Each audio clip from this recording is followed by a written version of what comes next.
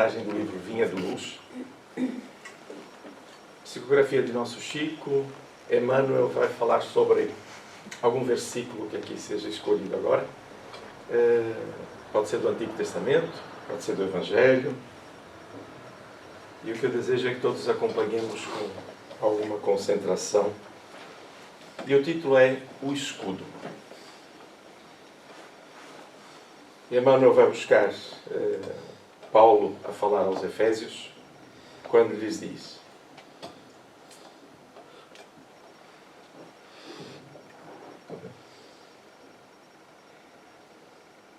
embraçando sobretudo o escudo da fé, com o qual podereis apagar todos os dardos inflamados do maligno.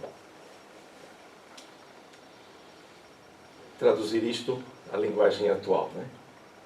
Ninguém se decide à luta sem aparelhamento necessário. Não nos referimos aqui aos choques sanguinolentos. Tomemos por exemplificar as realizações econômicas.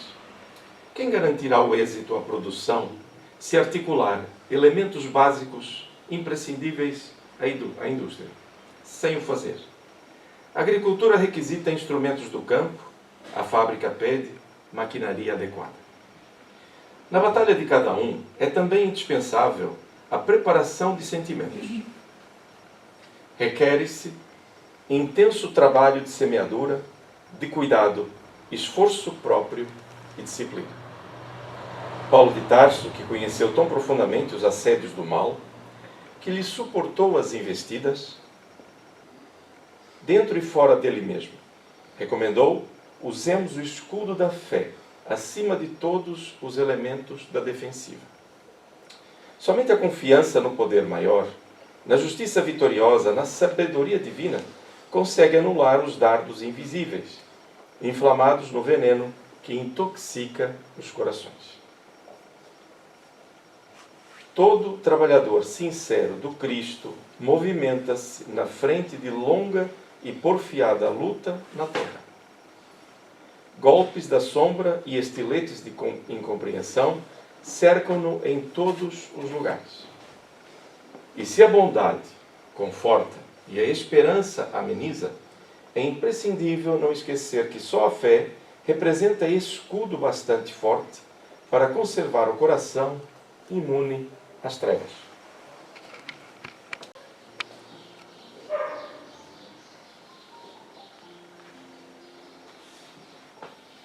Vamos fechar os nossos olhos durante alguns instantes.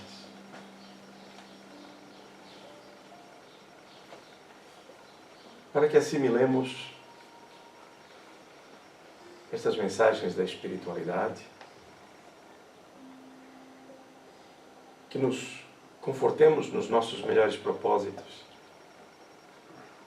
que iluminemos os nossos pensamentos no bem fazer, no bem querer, estruturados na confiança, na fé que conhece os caminhos, que trabalha também para os conhecer melhor. De pensamentos unidos, colocamos em nossa tela mental a figura excelsa de nosso Jesus de Nazaré, nosso grande amigo, nosso mestre, nosso companheiro de todas as horas. E pedimos-te, Jesus, para que aceites a nossa gratidão. Estar hoje aqui por moto próprio já nos diz que muitas bênçãos iluminam os nossos passos. É uma decisão nossa, muitas vezes encaminhados pelas dores ou pelas dificuldades, mas é sempre uma decisão nossa, Jesus. E poder vir já é motivo, então, desta nossa gratidão. Viemos nesta manhã, Jesus, dar luz em nós próprios sobre os teus ensinos. Mostraste-nos, Jesus, o reino de Deus nas emoções, nos caminhos, por onde podemos percorrer com toda a segurança. Não sem espinhos, não sem dificuldades, mas com confiança. E hoje, Vamos estudar um pouco mais aquilo que nos anunciastes, porque o mundo mudou. Até então, mestre querido, conhecer as coisas da espiritualidade era para poucos, era para os iniciados. Quando viestes, iluminando os teus caminhos, para que nós observássemos por onde seguir, então abriste-nos a todos um mundo maior, um mundo de luz, de consciência, de amor e sabedoria. Por isso aqui estamos, porque queremos conhecer melhor e aplicar esse conhecimento na nossa cura moral. Consequentemente, buscamos a saúde física. E como esse é o nosso motivo maior deste encontro desta manhã, nós temos a certeza absoluta de que Tu estás conosco, inclusive com os Teus mensageiros de paz. Assim, desejando que o que de bom produzirmos alcance outros irmãos nossos, damos por iniciado o encontro desta manhã. Funcionou.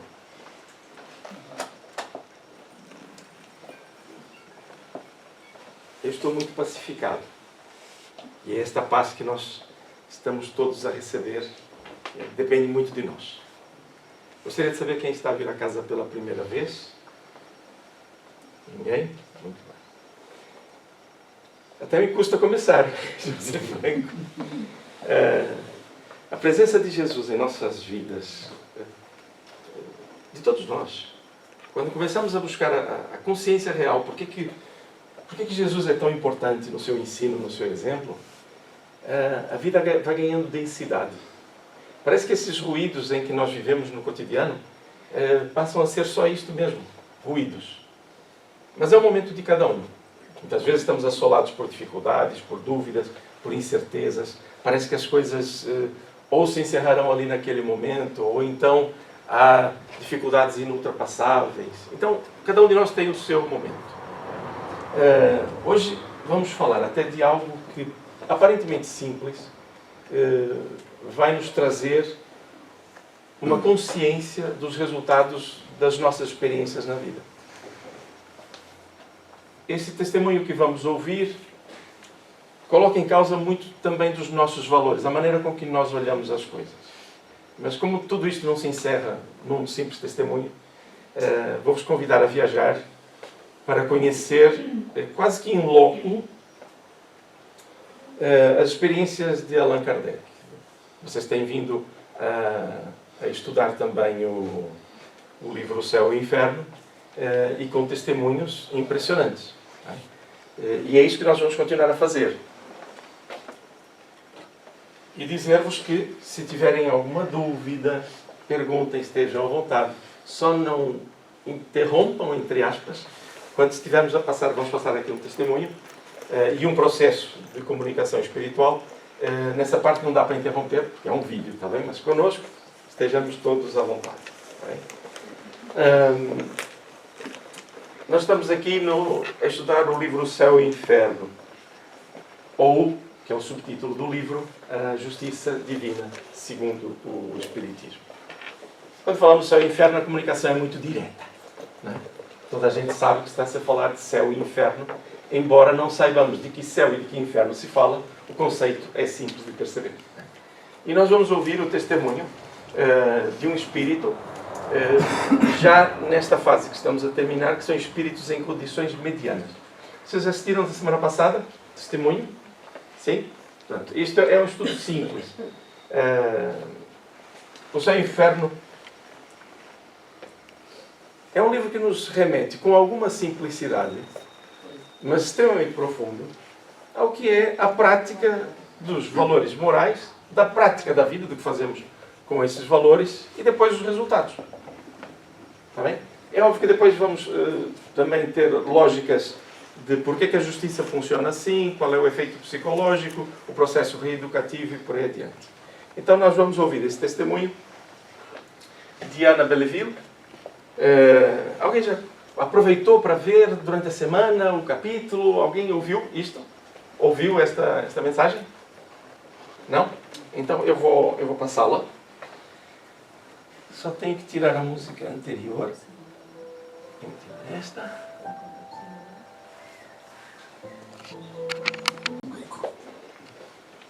Eu vou colocar do início.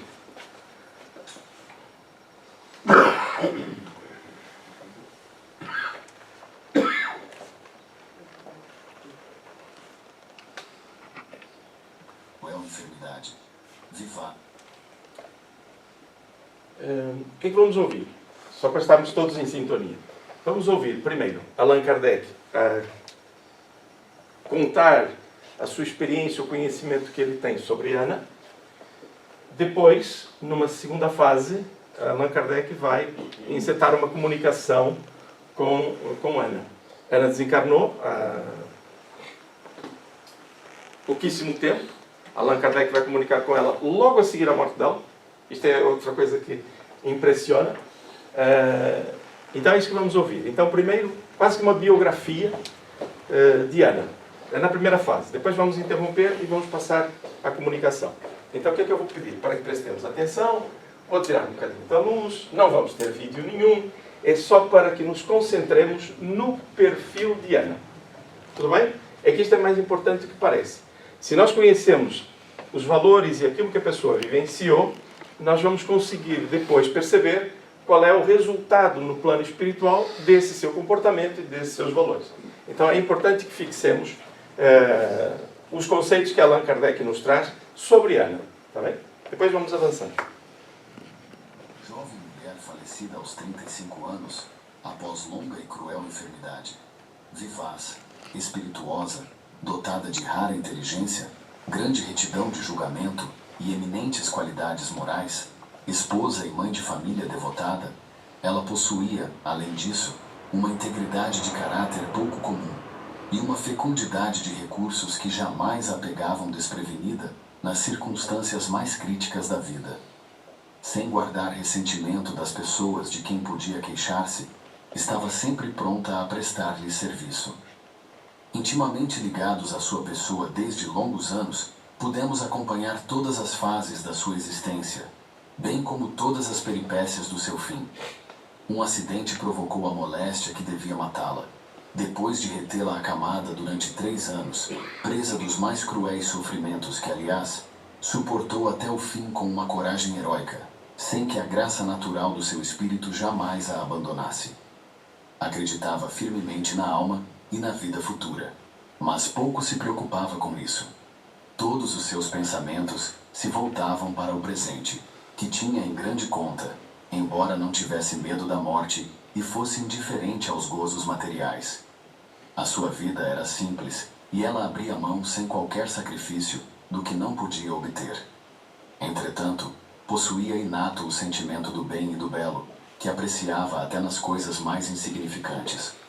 Queria viver, menos para si que para os filhos, avaliando a falta que lhes faria, e era isso que aprendia a vida. Conhecia o Espiritismo sem o ter estudado a fundo. Interessava-se por ele, mas nunca pôde fixar as ideias sobre o futuro. Este era para ela uma realidade, conquanto não lhe deixasse no espírito uma impressão profunda. O bem que fazia resultava de um impulso natural, espontâneo, e não inspirado pela ideia de recompensas ou de penas futuras. Já de algum tempo seu estado era desesperador, sendo iminente o desenlace, circunstância que ela própria não ignorava. Certo dia, achando-se ausente o marido, sentiu-se desfalecer e compreendeu que sua hora havia chegado. A vista se turvou, a perturbação a invadiu, e passou a experimentar todas as angústias da separação. Lamentava, porém, ter de morrer antes da volta do esposo.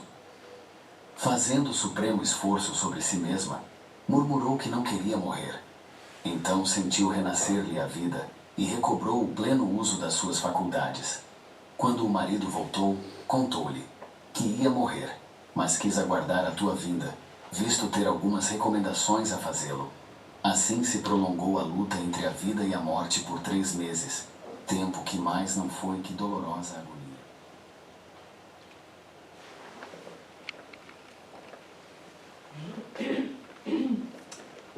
Assim está conhecido o perfil. Tudo bem?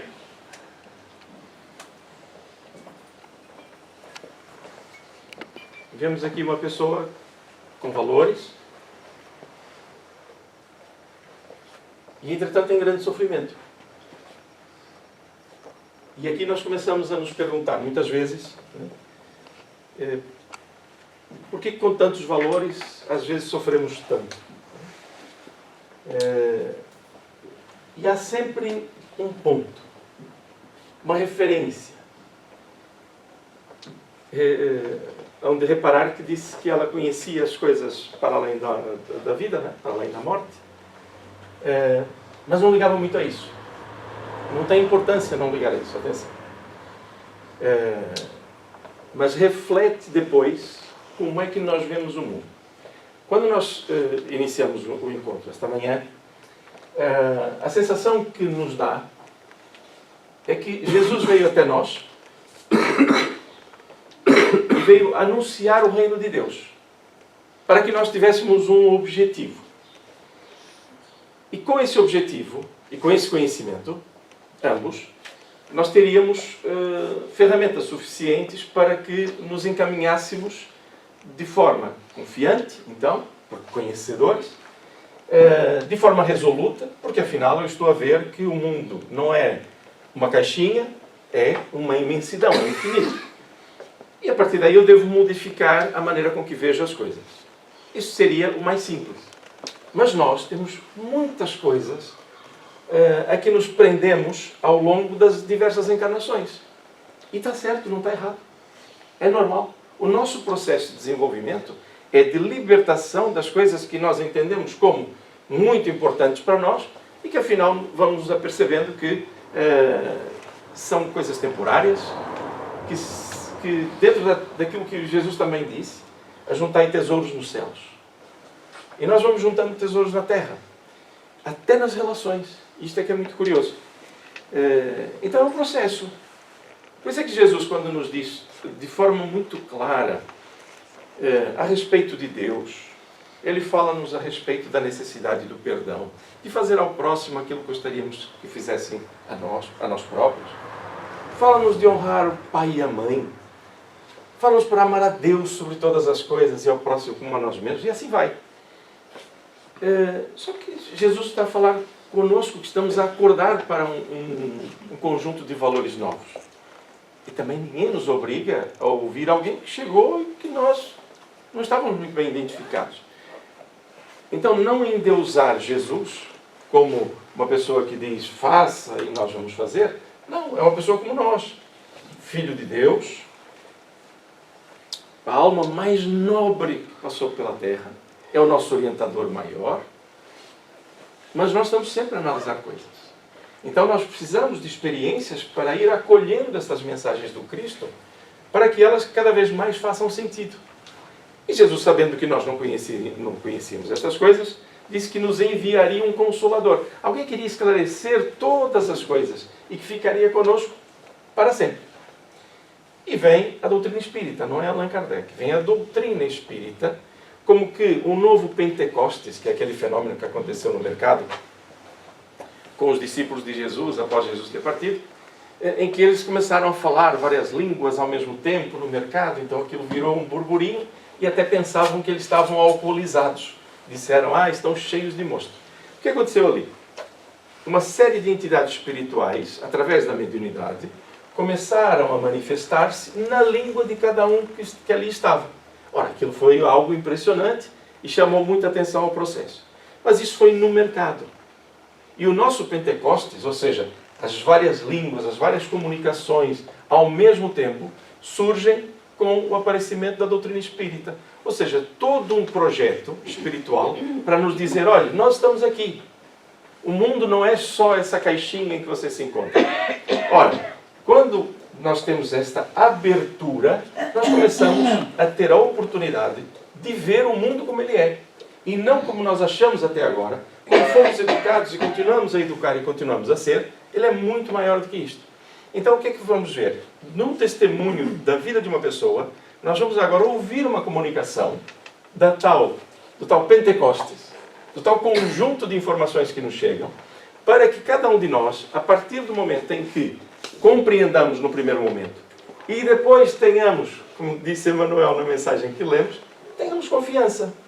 Muitas vezes nós estamos a duvidar de coisas que estamos a ver. Nós sonhamos com uma pessoa que nós amamos, que partiu para a espiritualidade, sonhamos com vivacidade. E continuamos a nos perguntar, enquanto espíritas, atenção, cada um tem o conhecimento que tem e respeitamos o momento de cada um. Mas nós, enquanto espíritas, quando temos experiências destas, por que a gente coloca em dúvida? Se o teor da comunicação, da relação é positiva, é de acordo com a experiência vivenciada no plano físico, porque ninguém dá saltos no seu progresso, por que duvidamos? Eu poderia duvidar, por exemplo, se eu estivesse com alguém que fosse uma pessoa de caráter bastante duvidoso, me aparecesse em forma de luz e querer dar orientações. Aí a gente tem que usar o bom senso. O inverso também. Alguém luminoso na nossa vida, que nos orientou, auxiliou, demonstrou sempre durante a sua experiência terrena ser uma alma de valores, depois chega e começa a nos perturbar. Ou seja, bom senso. Então, perceber aqui os processos em que estamos a viver faz com que nós, maduramente, passemos a olhar a vida no cotidiano com uma visão muito mais ampla. As coisas pequeninas são mesquinharias, em que muitas vezes estamos presos a elas por nada. Quem? Alguém daqui faz isso? Todos, inclusive eu, toda a gente. Mas qual é a importância disto? É ter lucidez para perceber aonde estamos a errar, para que erremos menos. A natureza não dá saltos. Então é interessante que respeitamos-nos na condição em que estamos, mas façamos um esforço real para obter a maturidade, para ver o mundo de forma mais ampla e real, mesmo real. Então nós vamos ouvir agora o testemunho da nossa irmã. São dois seguidos, portanto, não percam aqui a ideia. Tem um primeiro testemunho que é logo a seguir a morte dela e outro passado algum tempo. E Allan Kardec vai lhe fazer perguntas e ela vai responder. O que é importante aqui? É que nós viajemos com esta alma que viveu, como vocês viram, daquela forma. Tudo bem? Podemos? Então vamos ouvir Allan Kardec a conversar com Ana. Oh, Carlos, posso até apagar aqui só para ficar aqui no ambiente. Atenção, Ana, se estiver aqui, pode estar, não tem problema nenhum. Não deve estar a manifestar-se. Então vamos ouvir. Que dolorosa agonia. No dia seguinte à sua morte, fizemos sua evocação. Meus bons amigos, obrigado por vos preocupardes comigo. Aliás, fostes para mim como bons parentes. Pois bem, regozijai-vos porque sou feliz. Confortai meu pobre marido e velai por meus filhos.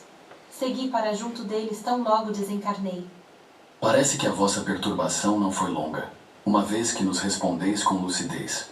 Ah, meus amigos, eu sofri tanto, e vós bem sabeis que sofria com resignação. Pois bem, a minha provação terminou. Não direi que esteja completamente libertada, não. Entretanto, não sofro mais, o que para mim é um grande alívio. Desta vez estou radicalmente curada, porém preciso ainda do concurso das vossas preces para vir mais tarde colaborar convosco. Qual poderia ter sido a causa dos vossos longos sofrimentos? Um passado terrível, meu amigo. Podeis revelar-nos esse passado? Oh, deixai que o esqueça um pouco. Paguei-o tão caro. Agora que deveis estar completamente desprendida e que melhor nos reconheceis, gostaríamos de ter convosco uma conversa mais explícita. Poderíeis dizer-nos qual a causa da vossa longa agonia? Estivestes durante 3 meses entre a vida e a morte. Obrigado, meus bons amigos, pela vossa lembrança e pelas vossas preces. Como me foram salutares e como contribuíram para a minha libertação. Tenho ainda necessidade de ser confortada. Continuai a orar por mim. Compreendeis o valor da prece. Não são fórmulas banais as que dizeis, como as murmuradas por tantos outros que não se dão conta do efeito que uma boa prece produz. Sofri muito, porém os meus sofrimentos foram largamente compensados, sendo-me permitido estar muitas vezes perto dos filhos queridos, que deixei com tanto pesar. Prolonguei por mim mesma esses sofrimentos. O desejo ardente de viver por amor aos filhos fazia com que me agarrasse de alguma sorte à matéria, e ao contrário dos outros, eu não queria abandonar o pobre corpo com o qual era forçoso romper, se bem que ele fosse para mim um instrumento de tantas torturas. Eis aí a verdadeira causa da minha longa agonia. Quanto à moléstia e aos sofrimentos que padeci, eram expiação do passado, uma dívida a mais que paguei. Ah, meus amigos, se eu vos tivesse ouvido quanta mudança na minha vida atual, que alívio experimentaria nos últimos momentos, e quão fácil teria sido a separação se, em vez de a contrariar, eu me tivesse abandonado confiantemente à vontade de Deus, à corrente que me arrastava, mas em lugar de contemplar o futuro que me aguardava, eu apenas via o presente que ia deixar. Quando voltar à terra, garanto que serei espírita. Que ciência sublime! Assisto constantemente às vossas reuniões e aos conselhos que vos são transmitidos. Se os tivesse compreendido quando estava na terra, meus sofrimentos teriam sido atenuados, mas a ocasião não havia chegado. Hoje compreendo a bondade de Deus e sua justiça, embora não me encontre suficientemente adiantada para despreocupar-me das coisas da vida. Meus filhos principalmente me atraem, não mais para mimá-los, porém para velar por eles, incutindo-lhes o caminho que o Espiritismo traça neste momento. Sim, meus bons amigos, tenho ainda graves preocupações, sobretudo aquela da qual depende o futuro dos meus filhos. Podereis dar-nos algumas explicações sobre o passado que deplorais? Ah, meus bons amigos, estou pronta a confessar-me. Eu tinha desprezado o sofrimento alheio, vendo sem piedade os sofrimentos da minha mãe, a quem chamava doente imaginária. Por não vê-la acamada, supunha que não sofresse e zombava da sua dor. Eis como Deus castiga. Agora que um tempo bastante longo se passou desde que deixastes o envoltório terreno, tende a bondade de descrever-nos a vossa posição e ocupações no mundo espiritual. Durante a minha vida na terra, eu era o que vulgarmente se chama uma pessoa boa. Antes de tudo, porém, prezava o meu bem-estar. Compassiva por natureza, talvez não fosse capaz de um sacrifício penoso para minorar o infortúnio. Hoje tudo mudou, e embora seja sempre a mesma, o eu de outrora se modificou. Ganhei com a modificação, e vejo que não há nem categorias nem condições além do mérito pessoal, no mundo dos invisíveis, onde um povo caridoso e bom está acima do rico orgulhoso, que humilhava com a sua esmola. Velo especialmente pelos que se afligem com tormentos familiares, com a perda de parentes ou de fortuna. A minha missão é reanimá-los e consolá-los, pelo que me sinto feliz.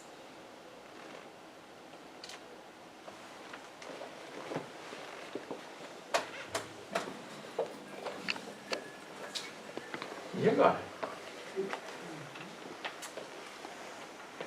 Ela faz muitas considerações. É de uma riqueza esse testemunho. Repararam, por exemplo, por que ela sofreu? Por que ela sofreu? Por que ela sofreu? Ajuda-me lá. Compreensão do Não queria deixar parede, né? Não queria deixar a terra, não queria deixar esse mundo. Essa é uma, exatamente. Esse sofrimento foi o último que ela se impôs a si própria. Mas ela vinha também no resgate, que era relativamente à mãe. Ou seja, repare que quando ela desencarna, logo no dia a seguir em que ela é invocada, ela não quer falar sobre o motivo que a fez sofrer. Mas depois, passado cerca de 3 meses, na outra comunicação, aí ela já se dispôs a falar de forma mais sutil, aliás, mais, eu não vou dizer superficial, mas só a dar a informação. Ora, aqui nós começamos a perceber que as nossas emoções contam muito no nosso, aliás, influenciam muito o nosso estado de alma e físico. Preocupações com os filhos, isso é natural. Não é? É interessante porque é compaixão, é responsabilidade. E o que nos falta, volta e meia, nessa responsabilidade, por exemplo, com os filhos? Eu vou dizer, está bem? Que é para vocês não ficarem incomodados. Às vezes falta-nos perceber que eles são espíritos. Que eles estão a viver as experiências deles, como nós estamos a viver as nossas, e como sempre foi assim na lei divina. Sempre, sempre. E nós queremos muitas vezes nos substituir às dores deles, impedindo-os que eles caminhem. A confiança em Deus impõe sobre o nosso raciocínio a confiança na providência divina. O que é a providência divina? É o conjunto de leis em que estamos inseridos. Ou seja, nenhum de nós está desamparado nessa providência divina que é amor, misericórdia e também justiça. E a justiça, ela no final, ela usa um termo, repararam? Não é? Assim que Deus faz a vingança. Não se preocupem com isso, porque não é vingança, é a forma que o Espírito naquele momento se comunicou e o médium também recebeu e transmitiu a mensagem. São processos reeducativos. Porque se eu me equivoco e nada acontece, eu vou continuar a me equivocar. Imagine que eu prejudico o meu próximo através de atitudes, nem precisa ser hediondas, mas atitudes negativas contra alguém, e eu continuo a viver, não tenho nenhuma consequência na minha vida, eu vou viver sempre assim, porque é inconfortável, e o outro continua a sofrer. Então, às vezes, quando a gente pensa em castigos e por aí fora, pensemos em processos reeducativos para que nós encetemos esse desenvolvimento moral. Então, a nossa irmã, Ana, é um testemunho fantástico. Veja, uma pessoa boa, dedicada ao próximo, muito interessada em ajudar, não guardava ressentimentos. Olha, já está uns passos acima de mim, né? Essas coisas. Ou seja, a gente vai percebendo isso. E, entretanto, sofreu o que sofreu. Por quê? Primeiro tinha as questões do passado e depois a forma com que via algumas coisas de hoje. Então, vamos dizer assim, mas uma mãe e um pai têm toda a legitimidade para ter esse sofrimento. Claro que tem. Pode ter à vontade.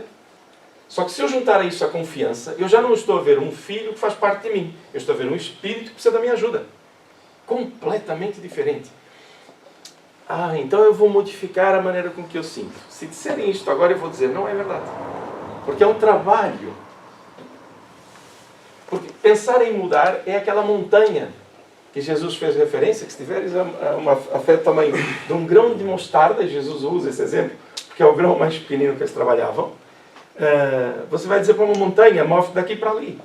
E as montanhas não eram físicas, eram estas nossas amarras emocionais, os nossos conceitos, que nós vamos transportando, modificando para dar-lhe, então, um cariz mais saudável. Mas não queiram fazer tudo de uma vez. Isso eu vos digo. Não funciona. É devagar, é tomando consciência, iluminando o processo, e depois vamos tomando decisões sóbrias. Quando tomamos decisões estouvadas, eu vou fazer, tudo empolgado, no dia seguinte está deprimido, porque não consegue fazer aquilo que disse que ia fazer. Então, sejamos honestos conosco próprios e façamos as coisas no seu tempo. O que estamos aqui hoje a perceber? O mundo espiritual. Esse é o grande mote desse tipo de encontros em que estamos aqui reunidos. Não só para saber coisas, é para dizer, afinal, começa a ganhar corpo a minha visão sobre o plano espiritual. Curioso, nós estamos no plano espiritual. Nós costumamos dizer, e bem, por uma forma de comunicação, que são dois planos, o plano espiritual e o físico. Gente, o plano é um só. Não há distâncias. O que há é densidades diferentes. Se fossem planos diferentes, nós não nos víamos. E os espíritos vêm-nos. Nós estamos no mesmo plano, em densidades diferentes. Mas nós não os vemos. Alguns de nós não os vemos. E durante o sono, mais desapegados da densidade física, em desdobramento, nós vemos. Constantemente. Muitas vezes não acreditamos. Achamos que é meramente uma elaboração do nosso cérebro. Aliás, qualquer cientista que não tenha uma vertente de conhecimento para além do que é físico, daquilo que vê, vai dizer exatamente a mesma coisa. Depois cada um de nós tem as suas experiências. Então é para isso que estamos, aqui nesta manhã. Para ir iluminando, criando caminhos na espiritualidade. Eu olho, por exemplo, a mensagem de Jesus, como aquele nosso mapa do Google, em que nós não tínhamos ainda os 3Ds nem nada, só o mapa, sem as árvores nem nada. Isto já era o melhor que nós poderíamos alcançar em termos de direcionamento. Eu podia trazer as imagens, é mais fácil. Aquele mapa mais cinzento, com os caminhos.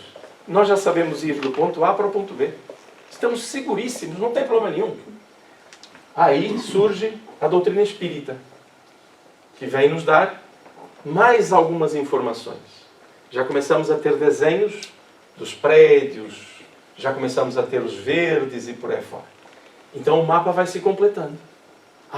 Se eu for por aqui já consigo ver que aquela parte está mais evoluída, que ela tem mais problemas, eu já começo a ver o mapa de outra maneira. Aí surgem as obras posteriores, embora de continuidade, ainda na doutrina espírita. As obras de Chico Xavier, de Ivone, que começam a nos dar os edifícios. E o mapa do Google começa a ter 3D. Né? Interessante. E nós vamos evoluindo também na capacidade de conhecimento por esses trabalhos que vertem da espiritualidade. Agora eu já estou com aquele Google em que eu consigo ver, inclusive, as coisas de lado, com maior perspectiva. Aí vem Joana d'Ângeles, que diz, ok, vocês já conhecem o mapa todo? Eu digo Joana d'Ângeles, o grupo em si, né? Com Manuel Filomeno de Miranda, Tagore, esses espíritos que fazem parte desta pleiade que Joana, ligada também a Francisco de Assis, isso aqui é interessante, estão a trabalhar em nosso favor. E nos dizem, ok, vocês já conhecem o mapa? Já. Agora, os vossos objetivos estarão estruturados em valores psicológicos e vai nos dando caminhos para dizer onde é que nós estamos a ter dificuldade, nas subidas, nas descidas, para aqui, para acolá, vai alargando a nossa visão. Então, a própria doutrina espírita vai somando conhecimentos para que nós cada vez mais tenhamos esse mapa pleno. Mas e depois nós? O que é que fazemos com esse conhecimento? É essa aplicação que, quando buscamos Jesus, devemos ter em mente, porque Jesus não veio para ser adorado. Jesus não esteve entre nós para que nós, Jesus, tu me ajudas e por aí fora. Nós fazemos isso. Pedimos e devemos continuar a pedir por um sentimento de humildade, daquilo que nós não sabemos ainda alcançar e precisamos de auxílio. Mas chega um momento em que a gente tem que ouvir Jesus. A gente tem que ouvir a espiritualidade. E é muito fácil nós termos Deus provedor, um Cristo provedor, mas não sermos nós os responsáveis pela manutenção da nossa própria confiança. Jesus disse assim, conhecereis a verdade e essa verdade vos libertará. E é isso que nós fazemos. Vamos conhecendo estas verdades e vamos nos libertando, desde que o queiramos. O estacionamento nosso, em dado momento, depende de nós. O nosso caminho é sempre uma decisão nossa. Eu posso querer que a espiritualidade, que o Cristo e que Deus sejam meus provedores. Posso. Mas quando eles estão a me prover, eu estou a caminhar? Eu caminho com as minhas decisões. Com o que eu agrego ao meu espectro moral e aplico.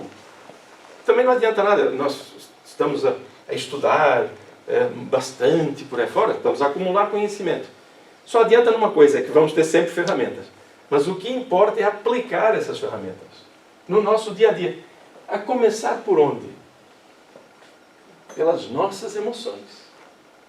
Porque eu posso fazer um exercício de vigilância a dizer, não, eu tenho que ter polidez, tenho que ser uma pessoa educada, tenho que falar bem, evitar isto, aquilo, outro.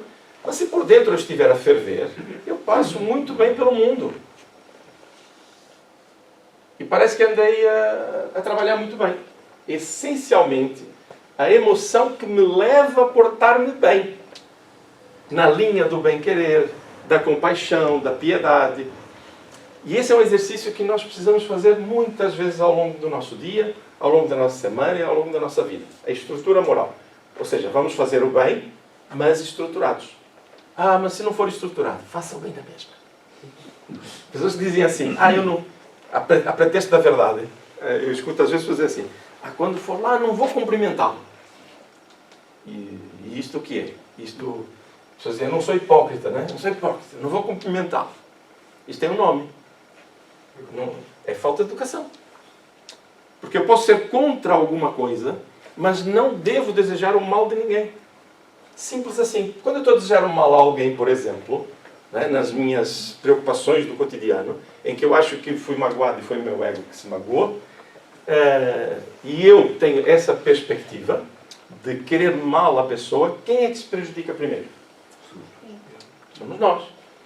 Repare, na lógica do desenvolvimento e de seguir a mensagem de Jesus, essa nem deve ser uma preocupação. Ah, se eu pensar mal do outro, eu vou me prejudicar a mim. Não deve ser essa. Deve ser compreender, perdoar, ser educado, fraterno, gentil, benevolente. Tudo isso que a gente vai estudando e depois não estratifica, e aí fica difícil de aplicar. Então nós estratificamos e pensamos, benevolente, por exemplo, envolver no bem. A situação é difícil? Benevolência. Olhar com os olhos do bem sobre o processo. Olha que paz que isto traz, gente. Liberta-nos de tantas coisinhas pequeninas. E esse testemunho de Ana demonstra várias coisas. A partir do momento que nós temos um espírito dessa natureza, em que, vamos ver aqui mais à frente que Allan Kardec vai dizer que mais um passozinho ela estava nos felizes. Ela ficou nos medianos, porque não aplicou propriamente aquilo que sabia, mesmo nos estudos espíritas. Repararam, né, que eles já tinham ali uma boa relação, e por aí fora, já se conheciam. Alguma consideração a fazer sobre Ana, ou sobre este processo? Como é que se chama? Ana. Muito bem, Ana. Fala de Ana.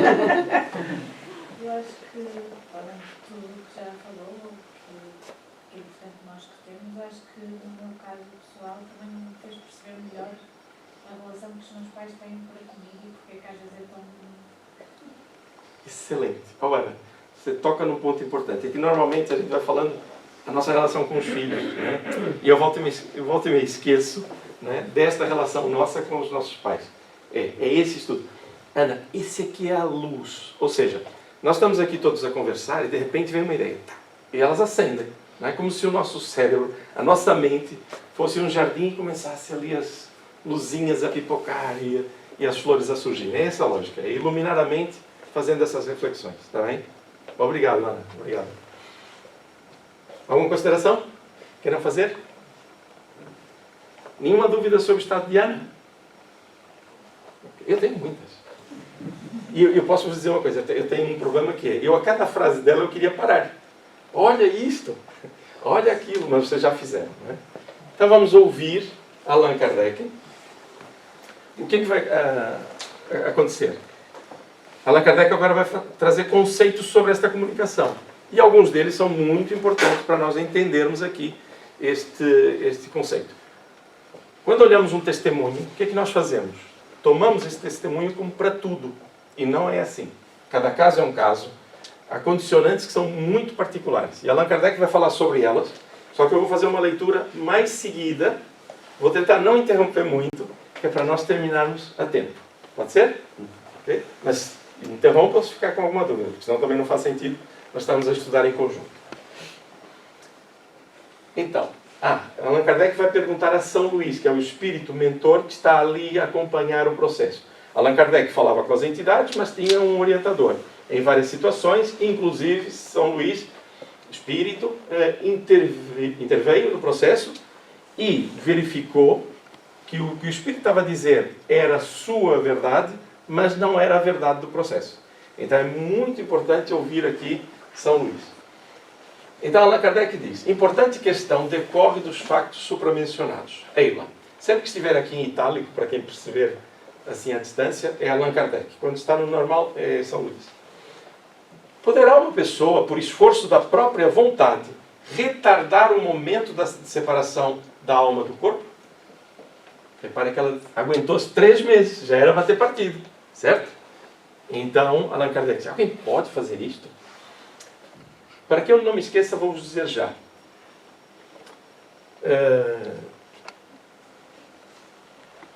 Socorros espirituais, acho que é o título do capítulo dos Missionários da Luz. Vocês, quando lerem os Missionários da Luz, isso, e esse capítulo a respeito desse tema, há um testemunho direto de uma situação acontecendo na Terra. Tá bem? E vocês vão ficar espantados, porque quando lerem, vão observar que isso acontece no cotidiano com muitos de nós e já aconteceu. Tá bem? Então fica aqui a sugestão, não desencarnem sem ler Missionários da Luz, sem estudar, tá bem? E para quem quiser retardar o desencarne, vá adiando a leitura.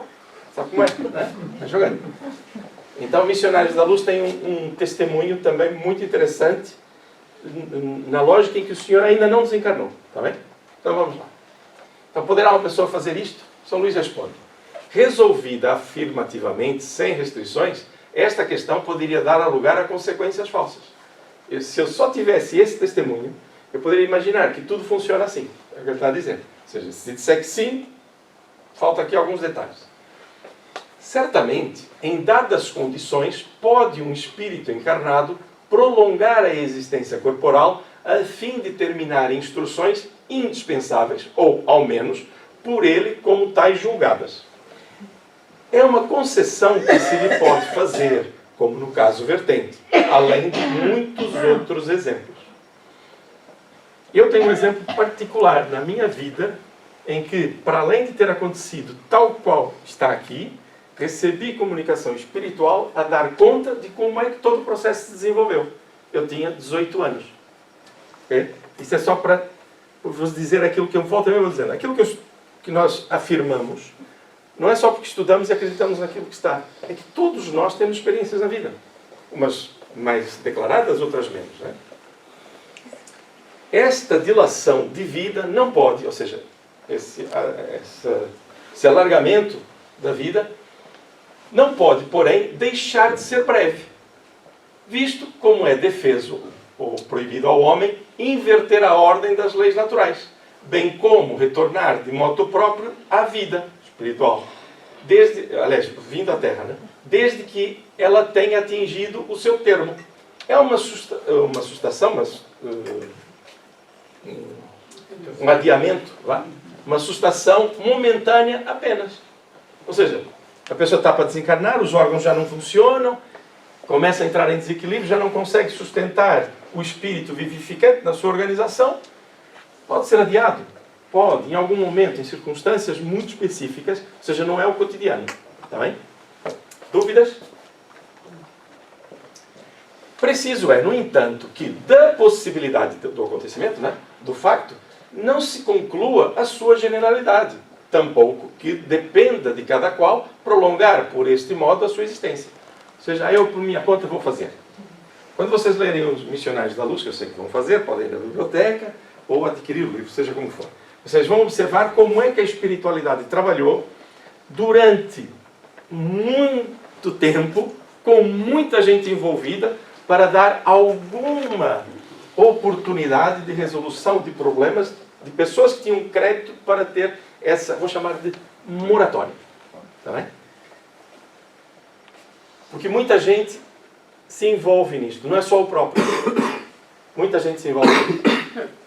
E eu vou-vos dizer isto, vocês quando terminarem de ler lá os missionários, ou pelo menos esse capítulo, vão dizer assim, muita gente, inclusive encarnada. E vocês dizem, aonde é que a encarnada influi? Depois vocês perguntam, tá bem?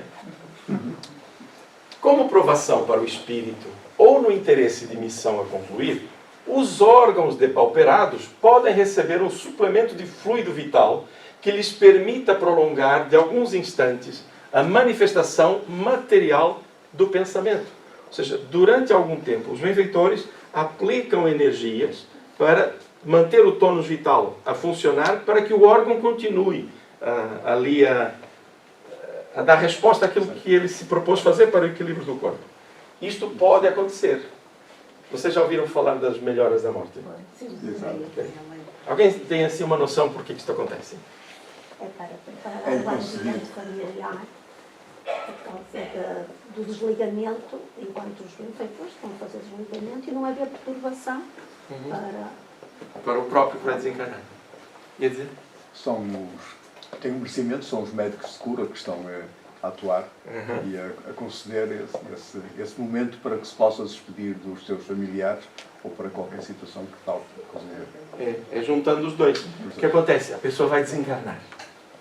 E nós, com o espírito luminar, conhecedores de que a vida não acaba, ao invés... Atenção, eu corro o risco de arranjar uns inimigos hoje aqui.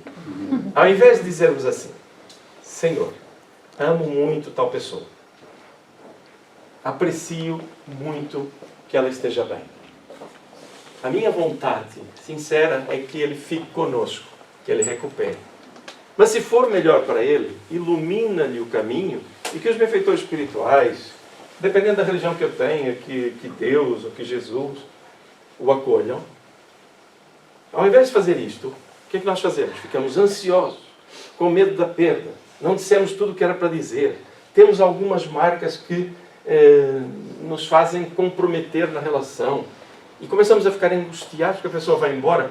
A minha confiança desapareceu, eu não sei se a vida realmente continua, se vamos nos ver. O que é que nós estamos a passar para a pessoa que está doente e frágil? Energias de ansiedade, de angústia, e vamos aprisionando a pessoa ao invés de a libertar. Então o que é que os benfeitores têm que fazer? Foi dito. Eles causam a melhora da pessoa através destes fluidos, provocam uma harmonia no batimento cardíaco, fazem uma rápida e importante higienização no fígado, e o trabalho vai funcionando, aplicam passes energéticos sobre a mente, que vai equilibrando os órgãos, e os equipamentos que estavam todos confusos começam a dar uma melhoria. Aí vem o médico e diz assim, olha, fiquem tranquilos, afinal ele passou, ele está bem melhor, e a família então o que relaxa da mente? Que bom, vão para casa, pensam em outras coisas. Aquelas linhas, aquelas conexões perdem força, e os benfeitores dizem, Hermelindo, acho que não tem nenhum Hermelindo aqui, né? Hermelindo, pode vir, que o caminho está livre. E libertam a pessoa que nós amamos. E vai. Aí depois passa, mas ele melhorou tanto. Era para que nós o libertássemos. Então há muita coisa que a gente não vê, mas que está a acontecer em nosso favor. E nós nessa altura reclamamos porque Deus fez isto e por aí fora, ao invés de agradecer. O trabalho de auxílio que nós mesmos não fizemos. Então, estes conhecimentos fazem com que a vida seja prática, aliás, a vida em harmonia seja praticada de forma comum, regular. Está bem? Amigos comundantes? Sim. Estes casos são excepcionais e não fazem regra, aquela sustentação durante tanto tempo. Está bem? Tampouco se deve ver nesse facto uma derrogação de Deus à imutabilidade das suas leis. Isso não é mudar as leis, está nas leis. Nós é que as desconhecemos. Okay? Não é que a hora da morte chegou, para você vou tirar a lei para si. Não, não é isso, faz parte do próprio sistema. O sistema não é um sistema de milagres, de determinação, está assim. Não. Quando nós adoecemos, nós podemos ou desencarnar com essa doença, ou podemos nos curar. Não é, ela tem uma doença, eu vou morrer. Aliás, eu não sei se sabe, nós todos vamos morrer. Fisicamente. Espiritualmente vamos ficar. Está bem? Ficar ou partir, seja como for. Está bem? É que a gente esquece disso. A gente sofre por uma coisa que vai acontecer. Mas vale conhecer essa coisa. Não é? E eu sei que às vezes não é fácil pensar nisso. Mas atenção, não é fácil pensar nessas coisas. Não é porque a gente não tem que pensar. Temos que pensar, vai acontecer. É que nós fomos gravando ao longo dos séculos as maiores ameaças. Vão te matar. A morte terrível. Essa sempre foi a maior pena. Então nós criamos alguns atavismos relativamente a isto. Porque se eu viver bem, eu estou vivo. Mas se eu viver mal, se eu viver de forma negativa, eu estou vivo para a vida? Não, eu nem vejo as flores. Eu não vejo a beleza à minha frente porque eu estou muito mais focado em ter um comportamento que me faz agarrar as coisas materiais. Pergunta para mim, eu adoro quando pergunta para mim. Não? Atenção, estejam à vontade, não se inibam. Então, tampouco se deve ver nesse facto uma derrogação de Deus à imutabilidade das suas leis. As leis de Deus estão certas, são imutáveis, mas isto está dentro da lei. Nós, voltando a dizer, é que nós não a conhecemos. Estamos a fazê-lo agora. Mas apenas uma consequência do livre-arbítrio da alma, que no momento extremo tem consciência de sua missão e quer, a despeito da morte, concluir o que não pôde até então. Não pôde ou adiou. Tá bem? Eu conheço um caso, só terminar aqui, a gente já vai. Às vezes pode ser também uma espécie de castigo infligido ao espírito duvidoso do futuro. Esse prolongamento de vitalidade com o qual tem necessariamente de sofrer. Essa é a parte difícil, né, de nós observarmos aqui. Mas imagine o seguinte. Eu estou para desencarnar. e agarro-me. Não quero, estou cheio de medo. Há uma dilação do tempo. E eu vou ficar agarrado, não porque os outros querem que eu fique, mas porque eu mesmo estou a fazê-lo. O que é que vai acontecer aí? Eu vou sofrer. Mas é o próprio que está a fazer isso. Eu já tive muitos casos, cada um de nós tem os seus. Eu tenho um que ele me permitiu usar o nome dele, por isso estou à vontade. Fernando Lobo, um dos que faz parte da produção do livro Nosso Lar, ele tem uma história impressionante em família. A sua mãe, desenganada há muito tempo, suportou no leito, tal como Ana, as dores, a dificuldade no campo físico, e só desencarnou quando um dos irmãos, desavindo, veio lá ter com ela. Ficou meses. E quando ele aparece, conversam, ela escuta, vê os irmãos mais próximos e desencarna. Ele permitiu-me dizer em nome dele, né? Não agora, já há uns anos, por isso eu continuo com a mesma autorização. É como procuração, né? Coisa massa. Então, mas isso é um testemunho direto. E há muitos desses. Cada um de nós tem a sua história. Então, mas este caso aqui é o próprio que se coloca numa situação de sofrimento porque não se liberta. Tá bem? E os benfeitores não vão, numa agressão, retirá-la à força. Vai esvair. Vai acabar por acontecer. Mas vai durar o tempo que a pessoa ainda assim queira manter-se agarrada ao corpo físico. Alguém sofre com isso? Estão com medo? Eu adoro quando o pessoal começa a ficar com medo. Né? Estou brincando, claro que não adoro. Né? Esqueçam o medo, gente. Relaxa. Confiança. Eu tenho um testemunho de uma pessoa que frequentou aqui o centro, um casal, já partiram para a espiritualidade. E como ele não me deu propriamente autorização, não vou dizer o nome dele, mas acamado, ele disse-me assim: Casimiro, dói muito. Ele estava com um processo terminal. Dói muito, mas eu estou tão feliz.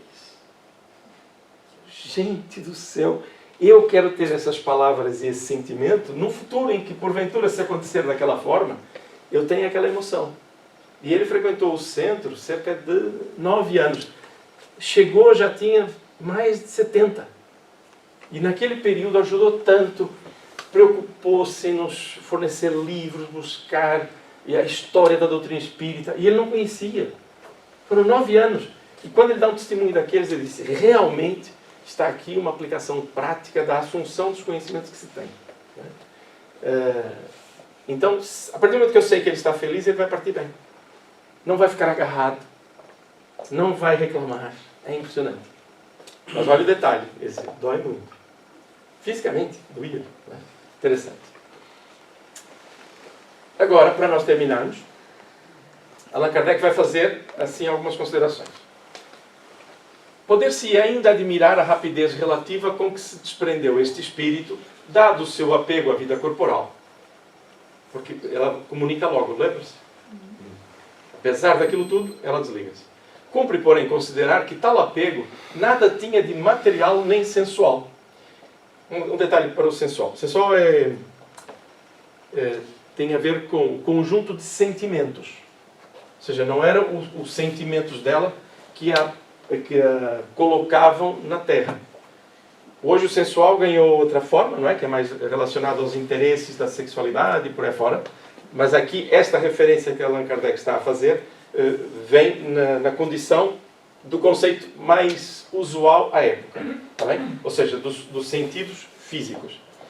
Antes, possuindo mesmo a sua face moral. Ou seja, não tinha nenhum apego aqui e a sua face moral, a sua conduta. Motivada, como era, pelas necessidades dos filhos ainda tenros. Ou seja, a preocupação dela não era por interesses pessoais. Ela está preocupada com os filhos, mais jovens, pequenos ainda. Está bem? Okay? E nós vamos dizer, mas é uma preocupação justa. É justa, é natural. Entretanto, é preciso aplicar o conhecimento sobre a providência divina. Ninguém fica abandonado.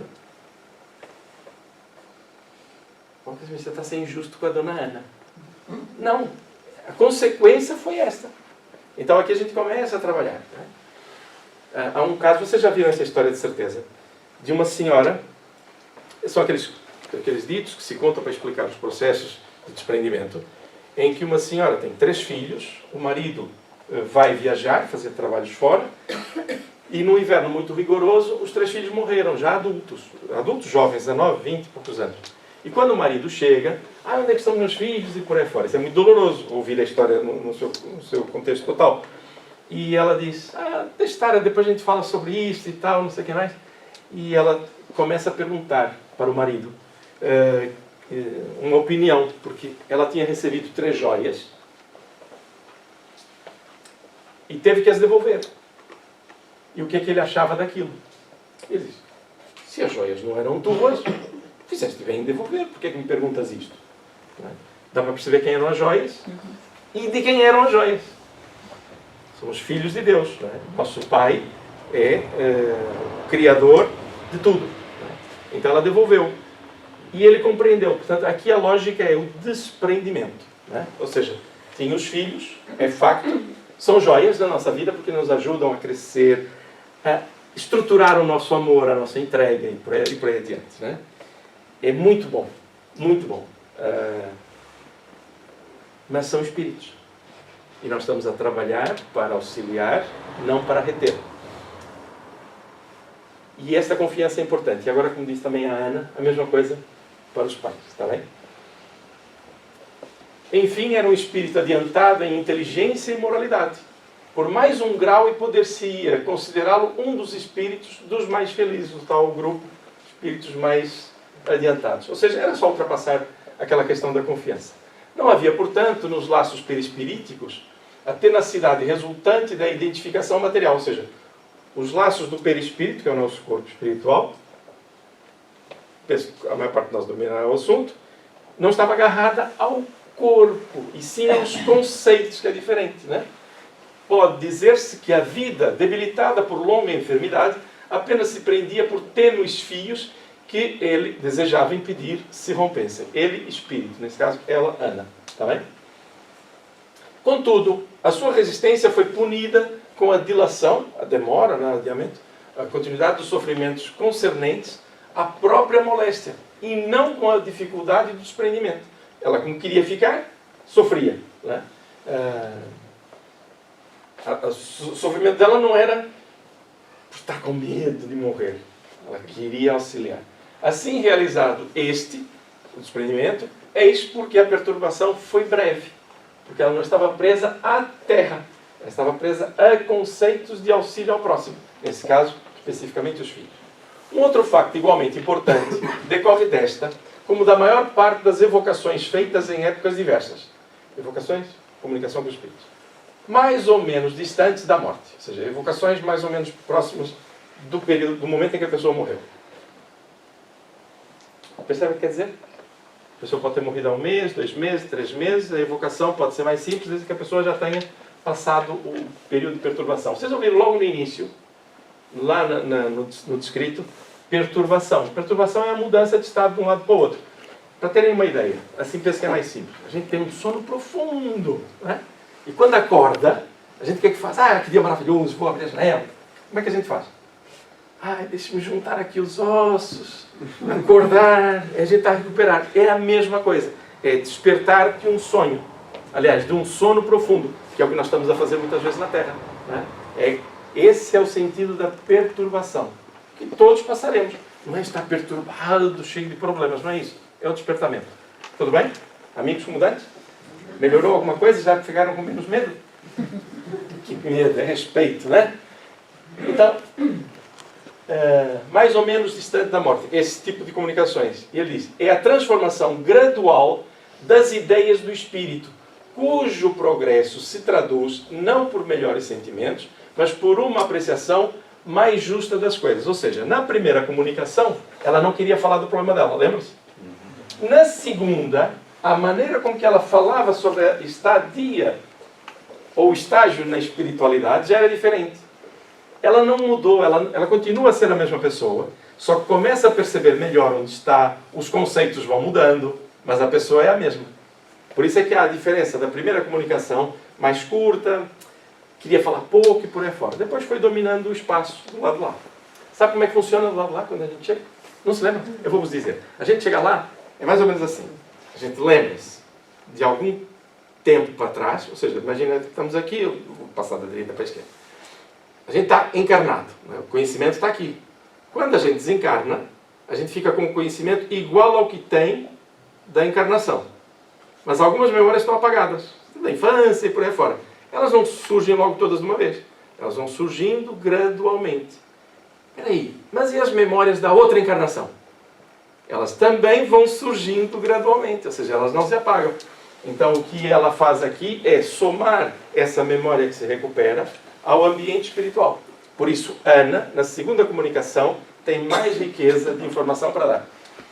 O progresso da alma na vida espiritual é, portanto, um facto demonstrado pela experiência do trabalho que Allan Kardec faz e cada um de nós vai fazendo ao longo das semanas, nas casas espíritas, através da mediunidade. A vida corporal é a prática desse progresso, a demonstração das suas resoluções, o cadinho em que ele se depura, o espírito. A reencarnação é esse nosso trabalho. A vida corporal, olha que lindo. A gente não quer nada disso, né? A vida corporal é a prática desse progresso espiritual e moral, a demonstração das suas resoluções. Nós encarnamos para verificar se aqueles valores que nós dizemos que temos realmente acontecem quando, diante das dificuldades, não temos o conhecimento ainda, não nos lembramos o que fizemos, nem sabemos qual é o nosso compromisso, mas o nosso coração, a nossa alma, age em conformidade com essa evolução. O cadinho em que ele se depura. O cadinho é o equipamento que faz com que se aqueça o ouro, verta e fique fora, que retire as impurezas. É muito calor, gente. Percebem a ideia? A reencarnação é um grande calor na nossa vida. Vai nos obrigar a muitos exercícios, tá bem? Desde que a alma progride depois da morte, a sua sorte não pode ser irrevogavelmente fixada. Por que ela evoluiu na comunicação? Porque estando lá, continua a melhorar-se.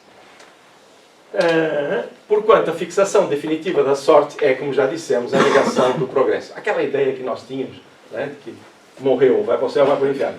Penas eternas. Isso é tão horrível, não é? Hoje a gente diz isso. Há uns anos atrás, ou em outras encarnações, o inferno. Eu ficava com pena, era do demônio. Imagina, eu cometi os erros. E ele tinha que estar lá sempre para colocar madeira, para manter o fogo aceso. Até eu me despedia. Né? Não faz sentido. Né? Mas pronto, a gente vai descobrindo isto da maneira com que a vida nos mostra as coisas. Né? E não podendo coexistir simultaneamente as duas coisas, ou seja, nem determinação do que acontece conosco, ou seja, não há evolução, nem isto, nem o contrário. Não dá para andar para trás também. Resta a que tem por si a sanção dos factos e da razão. Olhamos para isto com lucidez. E aqui temos quem sabia e quem sabe estas coisas todas. Veio ter conosco no dia a dia e suportou-nos. As injúrias, as ofensas, as dúvidas. E ele sabe isto. Como ele sabia que nós não íamos entender, ele disse: vou-vos enviar um Consolador que vai vos explicar isto. E passado 2000 anos, cá estamos nós. Quer dizer, quase que, aliás, se eu pensar assim, de 0 a 10, andamos muito pouco ainda. Mas não é negativo, atenção. Porque, por exemplo, nós às vezes olhamos, tem uma guerra. Aonde é que a humanidade chegou? Gente, sempre houve guerras. O que mudou foram os instrumentos. A barbaridade é a mesma, está no coração. Então, quando nós vamos conhecendo estas coisas, vamos dizendo, realmente, se eu quero me libertar da matéria, eu não me devo agarrar à matéria. Eu não preciso de mais território. Se eu chegar aqui, a todos aqui, e disser assim, olha, pessoal, vamos invadir Espanha e ficar lá com as terras? Qual é a pergunta que a gente faz? É que estamos tão bem com eles, né? Mas se eu estiver num patamar de grande ganância, eu não penso no meu povo.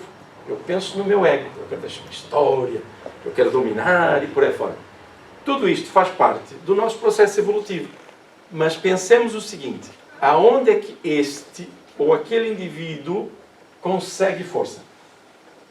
Na base que o sustenta. Qual é a base que o sustenta? É a parte Somos individual. nós. Somos nós. A base que o sustenta somos nós. Ou seja, se eu disser para alguém, Sara, vá ali e ofenda aquela pessoa que eu não gosto dela.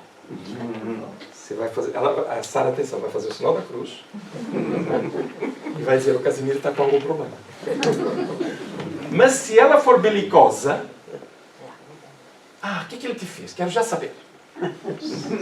É tão simples a gente perceber isso. Os sentimentos estão dentro de nós. Por isso, no início, nós falamos que é importante que as nossas emoções se estruturem em novos valores. Para que não precisamos estar vigilantes. Porque a vigilância está na natureza daquilo que nós já procuramos ser. Está bem? Passado o tempo, vamos encerrar. A não ser que alguém tenha assim, alguma coisa para comentar ou perguntar. Mas eu vos pergunto, mas não preciso de resposta. Saímos daqui a pensar um pouco mais de como é que está a relação na espiritualidade, como é que nós nos relacionamos com os valores espirituais. Isso é uma pergunta para mim, está bem?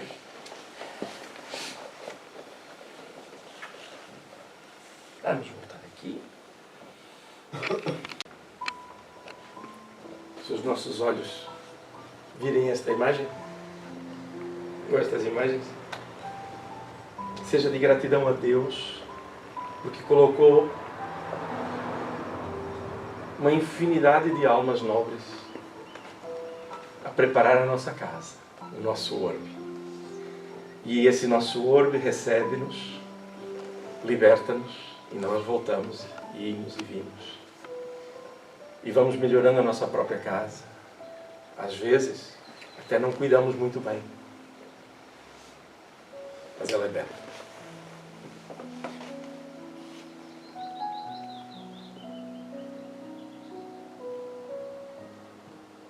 Querido Jesus, nosso Mestre, hoje conversamos e citamos o Teu nome. Tu continuas a ser a nossa referência. Muitas vezes, diante das refregas, das lutas, esquecemos-nos. E quando te procuramos, muitas vezes o fazemos já com decisões tomadas, com frases ditas e refletidas. Nós estamos a aprender, a conhecermos a nós próprios. E a pouco e pouco, vamos melhorando a nossa relação conosco e com a espiritualidade. Vamos compreendendo, Senhor, que somos todos irmãos. Uma grande família em solidariedade. E que ninguém fica para trás. O testemunho hoje de nossa irmã Ana Belleville, do trabalho de Allan Kardec, de São Luís, de todos aqueles que trabalharam arduamente para que hoje pudéssemos aqui estar de forma livre para tomar nossas decisões, aceitar ou não conceitos libertadores. Tudo isto merece o nosso respeito e reconhecimento e gratidão a Ti pela orientação superior, a Deus nosso Pai pelas leis de amor que desejam o nosso bem e que nos fazem perceber que cada colheita é fruto do nosso plantio, como que nos obrigando a refletir sobre aquilo que plantamos em torno de nós, na família, na sociedade. E é bom, às vezes Jesus dói verificar que a colheita é de cardos. Mas ajuda-nos, Senhor, a não rejeitar os resultados. Ajuda-nos, sim, Jesus, a compreender e ter ânimo para revolver a terra novamente, a fim de lançar outras sementes, as da paz, da concórdia. Ilumina, Senhor, nossos pensamentos.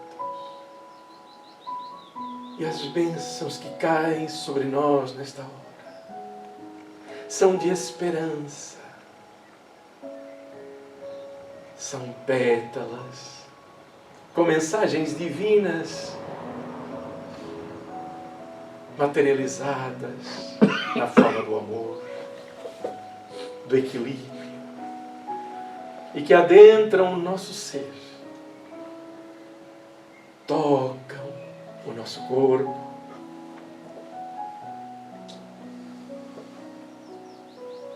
e este sentimento e estas luzes se espraiam pelo nosso ser. Cada um de nós, Jesus, acompanhado pelo seu anjo da guarda, por aqueles que tu entendes estar em condições de nos auxiliar. Perdoa-nos, Jesus, mas que eles sorriam diante do nosso reconhecimento. Mas que sorriam mais ainda com as nossas novas decisões. Assim é que estamos na família física e espiritual, num conjunto harmonioso que deseja vencer. Que a tua paz nos acompanhe e que a paz aqui produzida beneficie outros irmãos nossos, como te pedimos, que estejam em condições mais difíceis que as nossas. Que daqui se espraiem essas pétalas de esperança. E nós vemos o mundo à nossa volta iluminar-se, a tocar corações e mentes, lares, onde o desespero ainda coabita com a necessidade. Mas de nosso coração, de nosso peito, aliado a este conjunto de emoções, Jesus, sentimos que produzimos algo de bom. Ilumina os nossos lares, para que lá te encontremos constantemente. E assim partimos nesta manhã, felizes por estarmos em tua presença, Jesus, por decisão própria. E que assim seja, querido amigo.